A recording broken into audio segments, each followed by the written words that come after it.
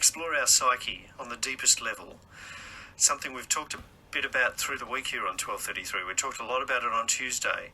A food invention from a Newcastle cafe. A new take on the traditional Vegemite on toast. Deconstructed Vegemite on toast. I've got this text from Bill from Maitland. He says, Paul, my wife is in Italy with students and was boasting about the food at a local market in Italy, and in brackets, okay, I'm jealous. But I fought back with an image of the deconstructed Vegemite toast to show her how advanced we are, says Bill. And he won, I'm sure he won that argument hands down. So here is part of our conversation back on Tuesday. So there's the cornel of butter, a smear, a decorative smear of Vegemite, and then just the two pieces of what we assume is artisan sourdough bread. The two pieces on the wooden board. On the wooden board. Okay. And, you probably different to how you were expecting. And the smear of Vegemite is on the board. It's on the board. It's not on. Nothing's on the toast itself. Yes. Nothing's touching anything else. Nothing's touching anything else. It's just all laid out, deconstructed there for you. So there you go, local cafe in Newcastle, hitting the world media now. Since then, the story's been picked up by media outlets across the country and around the world. So what does it say? Our food obsessions, the trends in food as they pass in and out. Sociologist at the University of Newcastle is Steve Threadgold. G'day, Steve. G'day, how you going? I'm fine. You were waiting for our call, weren't you? You were saying, I hope Paul rings me up and asks me about the deconstructed Vegemite toast. Well, I don't know. It's been a kind of weird week for weird month for Australian icons. We cheated cricket and now we're destroying Vegemite, apparently. Oh, don't go to the AMP. AMP been around since 1817 or something. Oh, jeebus. Anyway, yesterday David Sedaris, American comedian and food reviewer, was laughing about the stacks, the towers of food. Yep. There was this huge thing. I don't think it still exists now. Everything had to be stacked up on top of each other. Now it's all deconstructed on wooden boards. What do we do this for? Well, that's a good question. I think our food habits and the way that our kind of attention to food develops and changes over time is a really interesting thing to think about like this. So obviously the word hipster comes up a lot when this kind of thing happens, and that's some stuff that I've been looking at like in my own work. But it's also a way I think that social change happens in the sense that the things that we kind of engage with are often fetishized. So I don't know, like things are made like a pair of shoes where you're meant to kind of wear them and they protect your feet, but over time they become these other things we start associating with, I don't know, Michael Jordan and athleticism. The same thing seems to be happening. It's funny you went to Michael Jordan. I was thinking of women's shoes and those fetishes that happen there. Yeah. I was thinking about a pair of Nikes, they're not you put on your feet, but they have all this other stuff attached. Well, the whole thing about shoes is it's not only the marketing and the brand and the Michael Jordan, but it is the higher the heel and the sexual fetish happens as well. Yeah. And so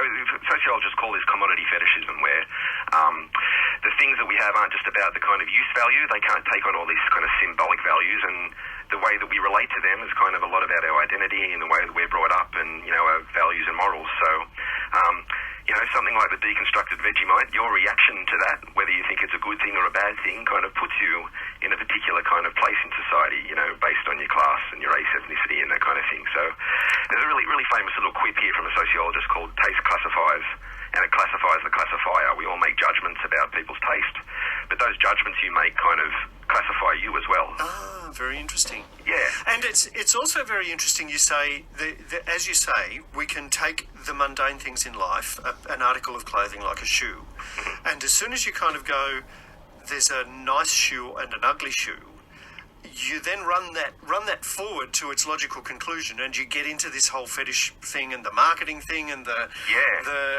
and so all we're doing with this whole business is doing it with food. And so people will be going, oh, it's stupid, it's only a Vegemite sandwich, it's only Vegemite on toast. That's ridiculous.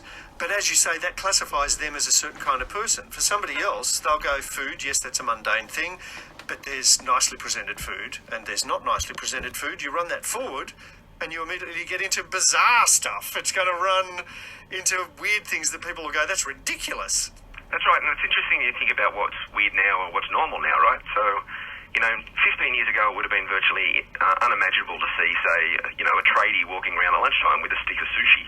right? It was kind of high-class culture then and quite rare in Australian culture, but things change, and, you know, globalisation brings us all these different food trends, and it kind of, in a way, you could say that kind of food gets democratised a little bit in that sense. We have an access to a wider array now, whereas, you know, back in maybe the 90s or 80s, something like sushi was a fairly elitist thing, where now it's available in most shopping centres. Yes.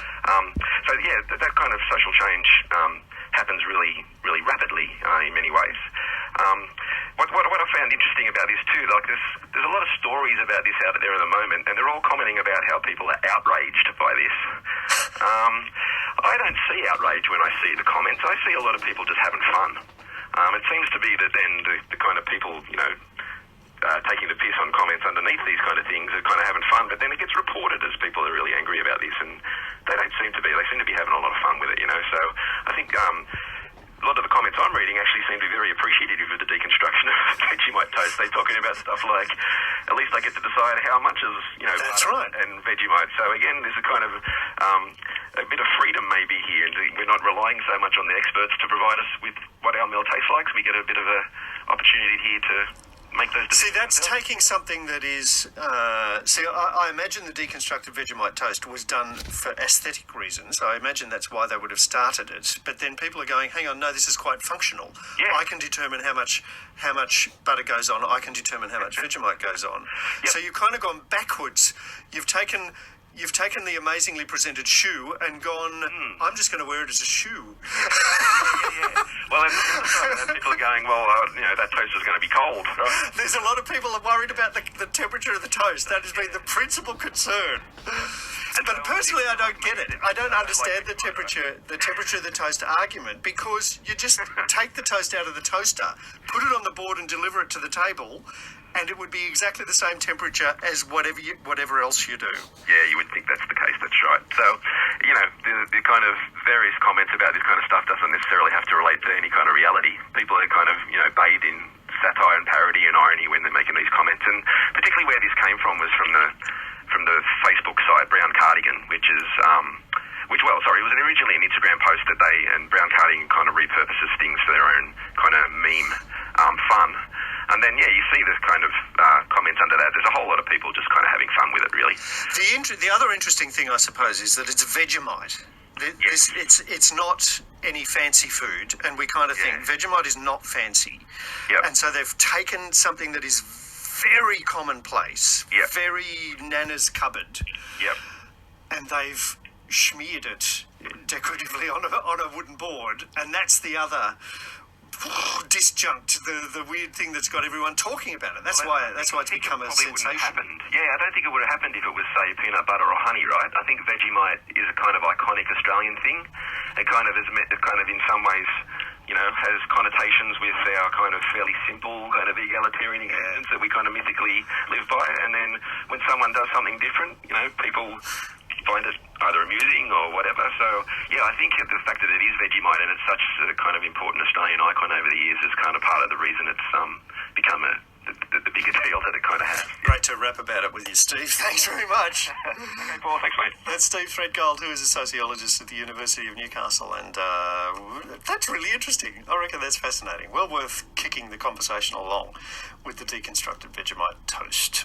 There's a detailed severe thunderstorm